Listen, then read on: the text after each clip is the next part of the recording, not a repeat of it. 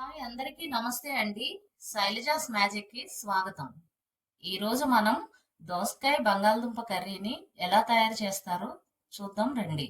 ముందుగా మనం సాల్ట్ వాటర్లో ఇలా చిన్న చిన్న ముక్కల కింద బంగాళదుంపలని తరిగి పెట్టుకోవాలి. అలాగే దోసకాయ ముక్కల్ని కూడా ఇలా కట్ చేసి పక్కన పెట్టుకోవాలి. ఉల్లిపాయలు 2 పచ్చిమిరపకాయలని కట్ చేసి పక్కన పెట్టాలి. అలాగే 2 రెమ్మల కరివేపాకుని తీసుకోవాలి. ఇది ఎలా తయారు చేయాలో చూద్దాం రండి. ముందుగా ఒక పాన్ పెట్టుకొని 2 స్పూన్ల ఆయిల్ వేసుకోవాలి.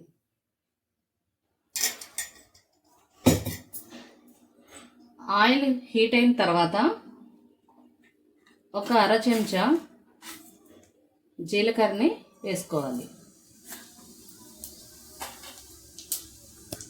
జీలకర్ర అంతా వేగిన తర్వాత ఇప్పుడు మనం కట్ చేసి పెట్టుకున్న ఉల్లిపాయలు పచ్చిమిరపకాయలని వేయించాలి.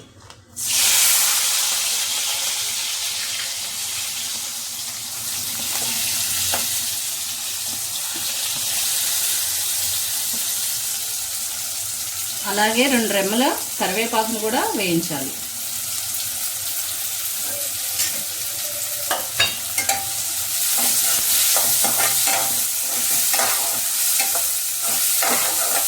ఫైవ్ మినిట్స్ ఇలా ఫ్రై చేసుకోవాలి. కాబట్టి దీన్ని ఒక ప్లేట్ పెట్టి సిమ్లో పెట్టాలి. ఓకేనండి, ఇప్పుడు 5 మినిట్స్ అయిపోయింది. ఇప్పుడు మనం మూత తీసి ఆనియన్స్ బాగా ఫ్రై అయినాయి కాబట్టి ఇప్పుడు దీంట్లో ఏం వేసుకోవాలో నేను చెప్తాను.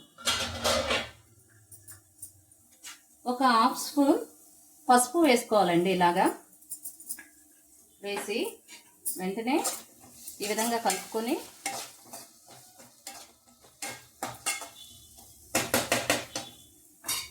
తర్వాత ఇలా కట్ చేసి పెట్టుకున్న బంగాళదుంప ముక్కల్ని దీనిలో వేసుకోవాలి.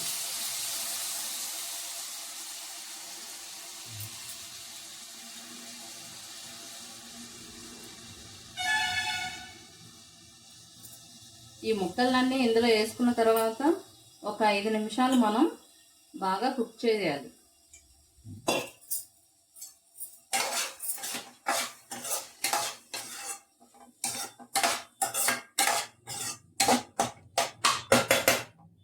పొటాటో ముక్కలన్నీ ఇలా బాగా ఒక 5 మినిట్స్ మనం బాగా బాయిల్ చేసుకోవాలి.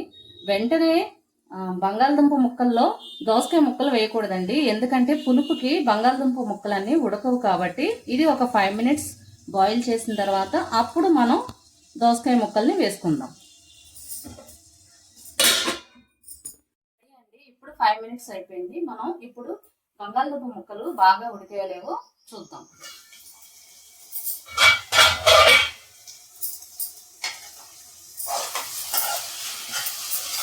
బంగాళదుంప ముక్కలన్నీ ఈ విధంగా వేగినాయండి. ఇప్పుడు మనం దోసకాయ ముక్కలను కూడా వేసి ఇంకొక 5 నిమిషాలు బాగా ఉడకనిద్దాం.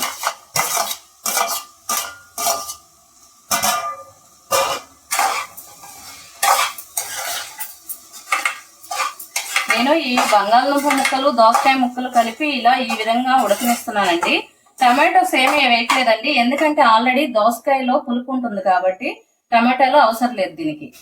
ఈ విధంగా మనం దోసకాయ ముక్కల్ని బంగాళదుంప ముక్కల్ని ఇలాగా కలిపి బాగా ఒక 10 నిమిషాలు మనం మగ్గనిద్దామండి.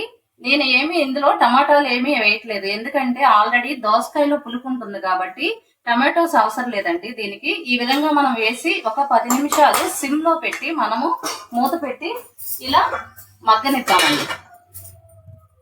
ఇప్పుడు 10 మినిట్స్ అయిపోయింది. మనం మూత తీసుకొని ఒకసారి చూసుకుందాం. ఇదిగోండి, బాగా మగ్గిపోయిందండి. ఇప్పుడు ఈ విధంగా ఇప్పుడు మనం దీనిలో మీకు ఎంత కారం అయితే తినగలరో అంత కారాన్ని వేసుకోవచ్చు. అయితే నేనైతే హాఫ్ స్పూన్ కారాన్ని వేస్తున్నాను. మా ఇంట్లో కారం తక్కువ తింటారు కాబట్టి ఈ విధంగా వేసుకుంటున్నానండి. ఆల్రెడీ మనం ఇందులో పచ్చిమిరపకాయలు యాడ్ చేసాం కాబట్టి కారం తక్కువ తీసుకోవచ్చు. ఈ విధంగా కలపాలండి.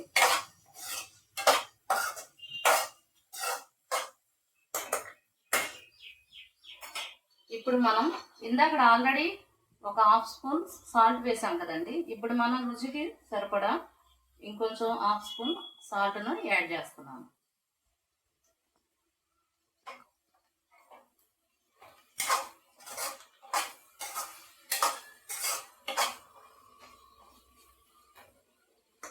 అలాగే ఇది కొంచెం ఇంకా ఈ కారం ఇదంతా బాగా కుక్ అవ్వాలంటే ఒక చిన్న గ్లాస్ వాటర్ కూడా యాడ్ చేస్తున్నానండి.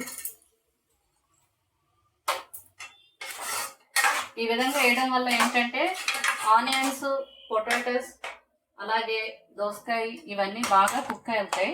ఇలా పెట్టుకొని మూత పెట్టి సిమ్లో ఒక 5 minutes మగ్గనిద్దాం.